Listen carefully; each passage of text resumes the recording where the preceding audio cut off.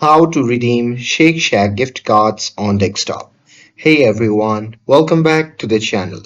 So if you got a Shake Shack gift card, well let's redeem it on desktop in no time.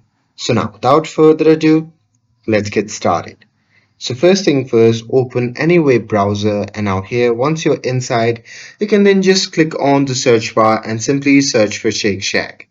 And now here on the search result, just click on the first link and after that you'll be prompted to the official website of the Shake Shack. Now here simply log in with your account and once logged in, you can then just click on your profile icon in the top right corner and then select gift cards from the menu and there you can simply enter the gift card number and pin exactly as shown on the card and then click redeem and there once redeemed the balance will be added to your account and can be applied at checkout for any Shake Shack order online.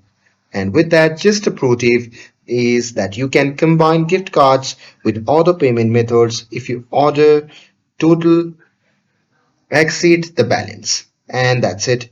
With this, if you found this video helpful, then don't forget to like, share, and subscribe to get updated for more videos.